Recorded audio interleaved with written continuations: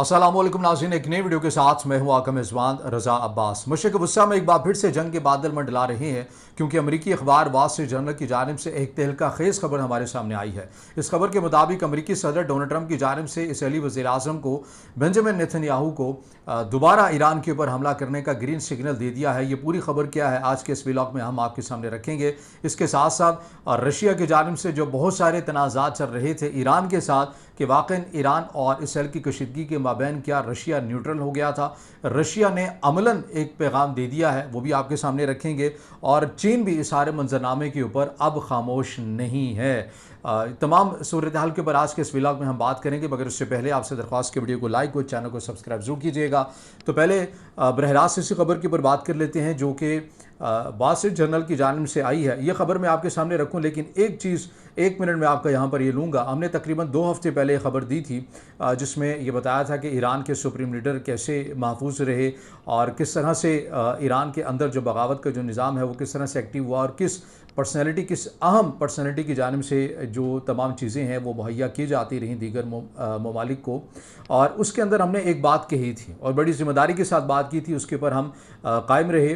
वो ये बात थी कि जब ईरान के सरकारी स्टेट चैनल के ऊपर हमला हुआ, उस बिल्डिंग के ऊपर हमला हुआ, उसके साथ ही एक और बिल्डिंग थी जहाँ पर ईरान की आप ये कह सकते हैं कि एक ईरान के जो सदर हैं मसूद पेज़ेश्कियान, उनकी ज़ेर सदारत एक बड़ी अहम और हसास नौइयत की मीटिंग हो रही थी। और वहाँ पर भी उस बिल्डिंग के ऊपर भी हमला हुआ था जिसमें ये बताया गया था कि ओवरऑल तो कोई जानी नुकसान नहीं हुआ, बिल्डिंग को ज़रूर नुकसान हुआ है, लेकिन उसमें ईरान के जो सदर हैं मसूद पेज़ेश्कियान वो ज़ख्मी हुए थे। और इस चीज़ का एतराफ़ उन्होंने ख़ुद ईरान के जो सदर हैं मसूद पेज़ेश्कियान, उन्होंने अमरीकी सहाफ़ी को हाल ही में जो इंटरव्यू दिया है, अगर कोई भाई पढ़ना चाहे, दोस्त हमारा पढ़ना चाहे, तो वो पाकिस्तान की जो डॉन न्यूज़ वेबसाइट है उर्दू वाली, उसके अंदर वो जाकर इंटरव्यू में वो पढ़ भी सकता है, जिसके अंदर उन्होंने बताया है कि वो इसराइली हमले के अंदर ज़ख्मी हुए थे। तो ये इन्फॉर्मेशन थी जो हमें ईरान के अंदर से ही आई थी, जो आपके सामने हमने सबसे पहले इस प्लेटफॉर्म से रखी थी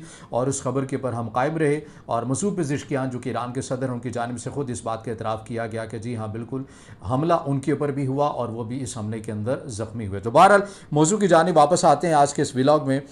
जिसमें हमने ये बताया कि वॉल स्ट्रीट जर्नल की खबर का हवाला मैंने दिया है। ये पूरी खबर क्या है, ये पूरी खबर, इसका जो उर्दू तर्जमा है वो मिनवान में आपके सामने रखता हूँ। इसमें बताया गया है कि वॉल स्ट्रीट जर्नल की एक खसूसी रिपोर्ट के मुताबिक अमरीकी सदर डोनाल्ड ट्रंप ने इसराइली वज़ीर-ए-आज़म बेंजामिन नेतन्याहू से मुलाकात के दौरान इस बात पर कोई एतराज़ नहीं किया कि अगर ईरान अपने जौहरी हथियारों का प्रोग्राम दोबारा शुरू करता है तो इसराइल कार्रवाई कर सकता है। इस रिपोर्ट में ज़राए का हवाला देते हुए ये भी कहा गया है कि अगरचे ट्रंप इंतज़ामिया ने माजी में ईरान के जौहरी तनसीबात पर इसराइली हमलों की हिमायत की थी, लेकिन ख़ुद सदर ट्रंप ने इस मौका पर सिफारती हल पर जोर भी दिया था। उनका कहना था कि वो अब भी ईरान के साथ एक नए जौहरी माहदे के ख्वाहिशमंद हैं और फ़ौजी कार्रवाई को आखिरी हरबे के तौर पर देखते हैं। ये ख़बर फ़कत वॉल स्ट्रीट जर्नल के ऊपर नहीं आई है, बल्कि तुर्किया की जो एक बहुत बड़ी न्यूज़ एजेंसी अनादोलो एजेंसी, वहाँ पर भी आई है और उसका भी हवाला दिया गया है। द टाइम ऑफ इसराइल में भी ये ख़बर छपी है और अमेरिका के अंदर वॉल स्ट्रीट जर्नल के अंदर भी खबर छपी है ज़राए के हवाले से, जिसमें बताया गया है कि अमेरिका के जो सदर हैं डोनाल्ड ट्रंप, उनकी जब मुलाकात होती है प्राइवेट, जिसमें उन्होंने इसराइल के वज़ीर-ए-आज़म बेंजामिन नेतन्याहू से मुलाकात की, उसके अंदर इस खबर का हवाला मैं दे रहा हूँ कि इस खबर के मुताबिक अमेरिकी सदर डोनाल्ड ट्रंप ने कहा कि ठीक है ये आखिरी ऑप्शन हो सकता है, लेकिन अमेरिका अभी भी चाहेगा कि ईरान को टेबल के ऊपर ले आए और मुज़ाकरात के ज़रिए सारे मामले का हल निकाला जा सके। ये प्राइवेट गुफ्तगू की गई अमेरिकी सदर डोनाल्ड ट्रंप की इसराइली वज़ीर-ए-आज़म बेंजामिन नेतन्याहू से। ये इस खबर में सोर्स का ज़राए का हवाला देकर इस खबर को कोट किया गया है, जिसे द टाइम ऑफ इसराइल ने भी और अनादोलो एजेंसी जो कि तुर्किया की है उसने भी इसको कोट किया है। अब इसके बाद हो क्या रहा है, क्योंकि ये मुलाकात ग़ालिबन 4 से 5 दिन पहले हुई है, ख़बरें अब निकल कर सामने आ रही हैं। अब इसके अंदर जो ईरान के सबसे बड़े इत्तेहादी हैं रशिया और चाइना, इन दोनों के हवाले से, बिलखसूस रशिया के हवाले से पहली बार हमने ये देखा कि ईरान के अंदर से, ईरान के अपने हुकाम ने, ईरान की पार्लियामेंट के अंदर ये बात हुई कि हमें हमारे इत्तेहादियों ने तनहा छोड़ा, इतने अहम और हसास मामले के ऊपर हमें तनहा छोड़ दिया गया। रशिया से हम जदीद दिफाई निज़ाम लेने के ख्वाहिशमंद थे मगर हमें नहीं दिया गया। रशिया से हम जदीद फाइटर जेट लेने के ख्वाहिशमंद थे मगर हमें नहीं दिया गया। तो काफ़ी बातें हुई, इससे तो इनकार नहीं है। लेकिन अब क्या हुआ है, अब ये खबर सामने आ रही है, इसके मुताबिक जो चीज़ हमारे सामने आई है कि रशिया का एक मिलिट्री जो कार्गो जहाज़ है जो अस्करी सामान लेकर यहाँ से वहाँ जा सकता है, ये रशिया से इसने परवान भरी और उसके बाद ये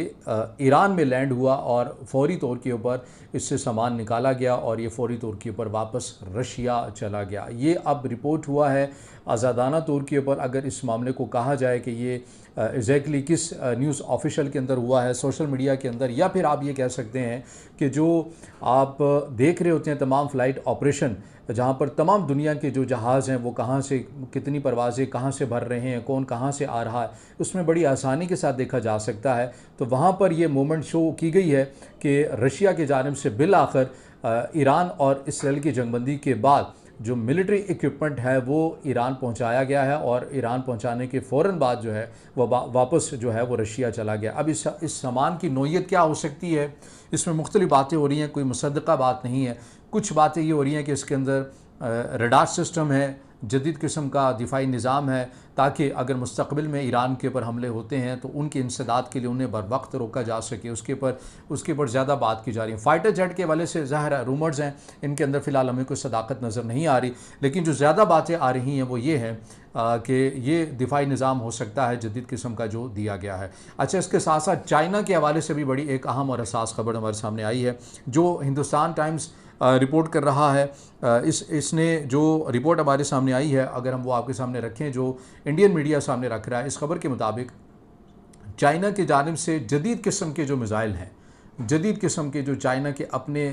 मिज़ाइल हैं वो ईरान पहुंचाए गए हैं बहुत खामोशी के साथ। ये हिंदुस्तान टाइम मीडिया इसको रिपोर्ट कर रहा है उनकी वेबसाइट के ऊपर, उनके यूट्यूब चैनल के ऊपर। आप जाकर ख़ुद भी तहक़ीक़ कर सकते हैं, जो बैनुल-अक़वामी सतह के अमूर को कवर करता है हिंदुस्तान टाइम। उसके अंदर ये ख़बर आई है कि चाइना की जानिब से, और जो हिंदुस्तान टाइम है ये अकेला नहीं है, बल्कि इसके अंदर जो एक पूरी ख़बर है वो भी मैं आपके सामने रख देता हूँ कि इसमें अरब मीडिया जो है या जो मकामी मीडिया उसने भी इस चीज़ को रिपोर्ट किया है।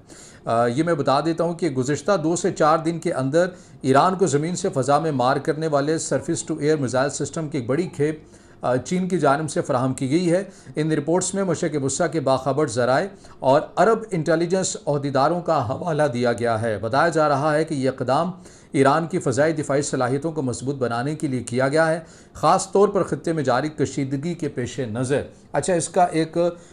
तरदीद भी आई है। तरदीद कहाँ से आई है? इसराइल के अंदर जो चीन का सिफारत खाना है वहाँ से तरदीद आई है, वो भी हम आपके सामने रख देते हैं। इसमें यह कहा गया है कि इसराइल में चीनी सिफारत खाने ने इन इल्ज़ामात की तरदीद की है। सिफारत खाने ने 8 जुलाई को जारी किए कि एक बयान में कहा कि ये रिपोर्ट्स बेबुनियाद हैं और चीन जंग में शामिल ममालिक को हथियार बरामद नहीं करता और बड़े पैमाने पर तबाही फैलाने वाले हथियारों के फैलाव की सख्ती से मुखालफत करता है। अरब मीडिया, जो मकामी मीडिया है, अरब इंटेलिजेंस जो ज़राए हैं वो रिपोर्ट कर रहे हैं कि चीन ने यह किया है। चीन ने ईरान को ये दिफाई निज़ाम या मिसाइल जो हैं सरफेस टू एयर ये दिए हैं। चीन कह रहा है कि हमने नहीं दिए, ना ही हमारा ऐसा कोई विज़न है कि हम ऐसे जो 2 ममालिक आगे ही हालत जंग के अंदर हम उसको एंटरटेन नहीं करते हैं, मिसाइल टेक्नोलॉजी नहीं देते हैं या कोई भी हथियार फराहम नहीं करते हैं। अब जो अरब इंटेलिजेंस के हवाले से जो खबर आ रही है, जो मकामी ज़राए हैं, मुझे कहते हैं कि ईरान तेल दे रहा है चाइना को और उसके बदले में जदीद जो उनके जो इक्विपमेंट है, मिलिट्री इक्विपमेंट, वो ले रहा है।